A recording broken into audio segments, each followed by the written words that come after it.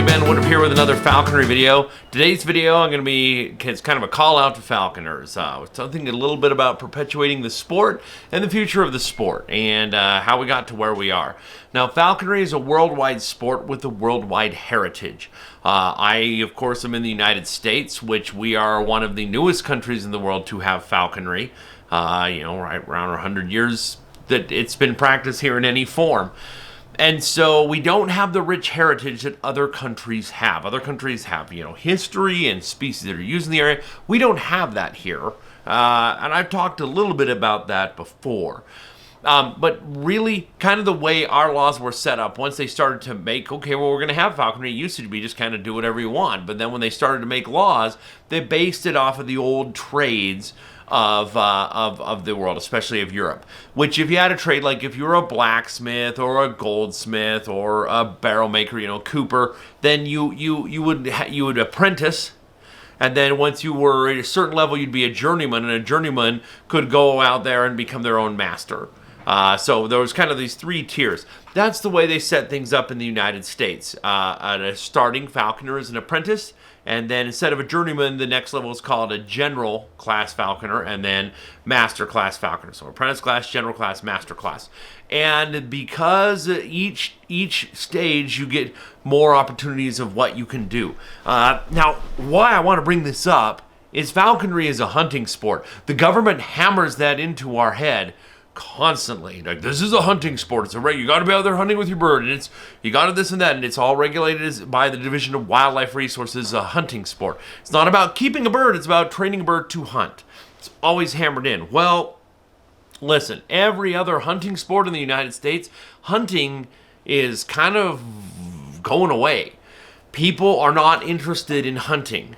This rising generation doesn't want to be in the outdoors, and when they do, it's just kind of like, hey, I'm going to get my app and go on a trail and log in how many trails I've hiked this summer, and at the end of the year, I'll be like, I did hike this many miles over the year. It's more about stuff like that, just getting out in nature or being physically active. The act of hunting is not there. And some people might be like, well, this is progressive. This is good because, hunting animals is sad or it's wrong. Well, what you don't understand is, in the United States, the idea is that the animals belong to everybody, where in other countries, wildlife is kind of, owned by the property owner. Not in the United States. It belongs to everybody. And then it's managed by, like in Utah, the Division of Wildlife Resources, and on the federal level, the U.S. Fish and Wildlife Services.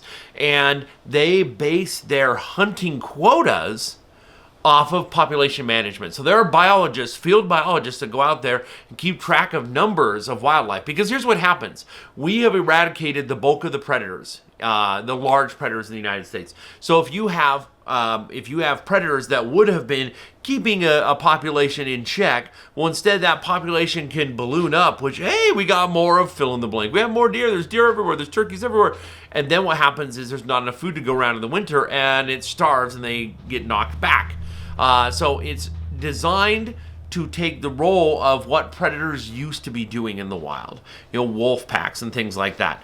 And we don't have that anymore. So that is what all these original hunting laws are set up for, and what these quotas are for. Same thing with fishing, too.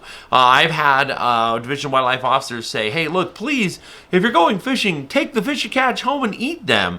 Because in the wild, if you're just putting these fish back, our quotas of how many fish we expect people to take are based off of the population and the amount of that a population can grow in a set environment. Whether it's in the water, in the forest, or in the prairie, and that's the idea behind it.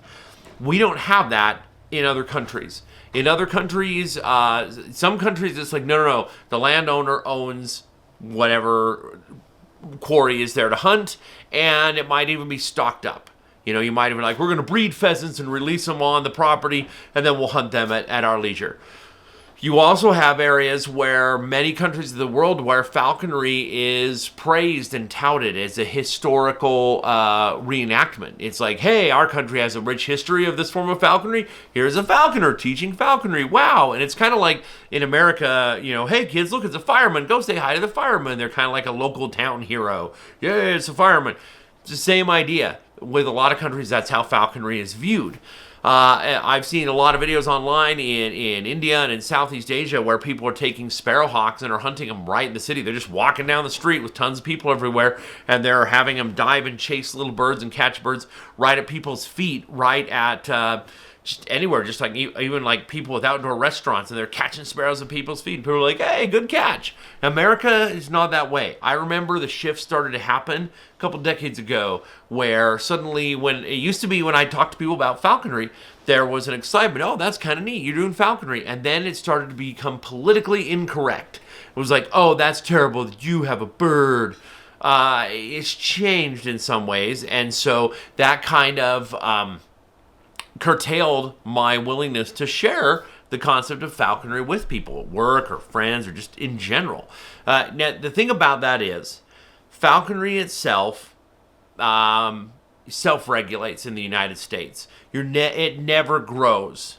And this is interesting to me because the government does everything they can to keep that number low. And the lower the numbers, the less voice you have in making laws or regulations. And not everybody, but I know there are many people in the U.S. Fish and Wildlife Service that would love for falconry to just go away. There's no history of it in America, unlike other countries.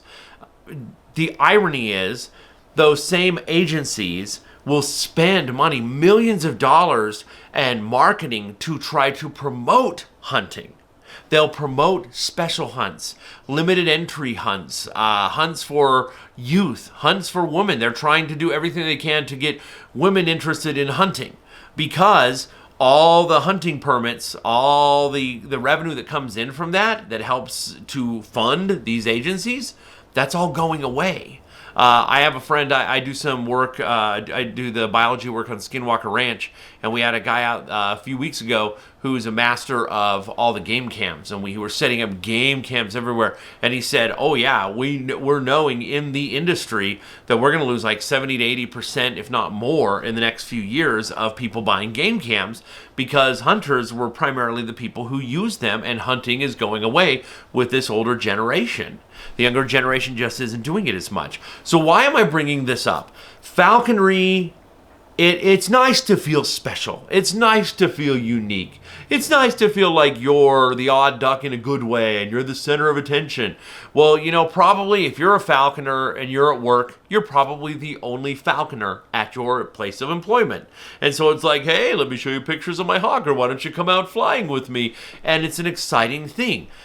But that novelty, I'm kind of preaching against. In America especially, we like the feeling of feeling special, of feeling different, because we have to work so hard to get permits, more than just about any other country, to be able to practice the sport of falconry, that it's almost a badge of honor. Well, I've been through it all. I've done all this work and all this effort to get to this point, and now I'm a falconer, and I stuck with it for years, so I'm a general class falconer, I'm a master class, or I finally was able to work with an eagle. Ooh. Well, you know what? In other countries, you can just go out and buy a captive bred eagle as your first bird, and there's nothing special about it. But here in the United States, there's this pecking order, there's this hierarchy where there people are kind of gatekeeping, and they're wanting to kind of keep people out of falconry. I think about it in terms of, I love the birds. That's what I got into it for. I love the birds themselves, and if you're really thinking about it from that perspective, the birds themselves, working with them, it is special, it is wonderful, it is great.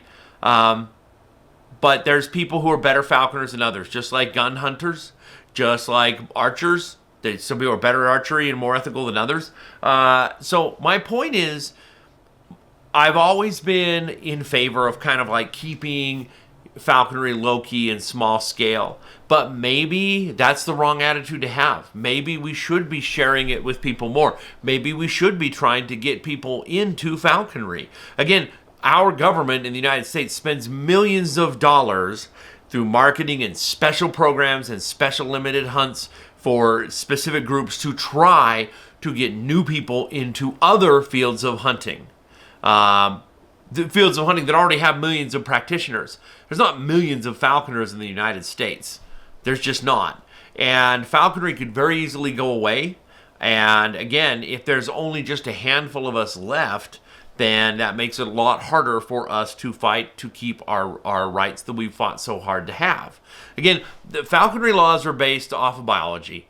And the biology says falconers have no impact on wild populations. We have no harm to the birds. A lot of times we'll fly a bird for a season and set it free, better off and more experienced and able to cope and be a better hunter in the wild than when we first caught it. So there's nothing wrong with falconry. But again, a lot of people like to push narratives that make falconry seem bad and try to do everything they can to make falconry illegal. And so my point of this video is just to say maybe we need to rethink that. Maybe we need to be trying to promote falconry more. Not everybody's cut out for it. Falconry takes a lot of work, a lot of time, a lot of effort, a lot of money, and a lot of dedication. But that being said, maybe we should be trying to encourage people to get into the sport if they want to. And you know what? Maybe somebody picks up the sport, does it for a couple years and says, I had a couple years of fun, and then they get out of it. It's fine. You don't have to do it forever. But maybe we should try to encourage a culture that is more open to falconry and more accepting of falconry and that perpetuates falconry. Because, like I said, people are becoming increasingly disconnected from nature, and it would be really sad if in 100 years falconry just went away. It could happen. So I just wanted to share those thoughts. Let me know your thoughts down below. Again, I have strong feelings on both sides of this argument on whether to kind of keep falconry low-key or whether, hey, let's perpetuate it. It took me years before I started making these videos. I wrote a book on falconry, but I was really hesitant to ever do videos. And finally, I saw so many other people doing videos that were really low caliber and really made falconry look bad. I'm like, well, I'm going to start making some videos too. If these people are doing it, I might as well get my voice out there into the thick of it. So I was hesitant to get my voice out there. I try to be diplomatic with what I share, both in person and on these videos, but I think maybe we should be better about trying to teach and share and promote falconry and to recruit new people into the sport. It's a sport, it's an art, and it's an amazing way for humans to experience nature. So give it some thought and let me know your thoughts on both sides of this argument down in the comments below. If you haven't already, if you could please hit subscribe. I very much do appreciate it. It helps me to keep this channel up and running. And as always, happy hawking.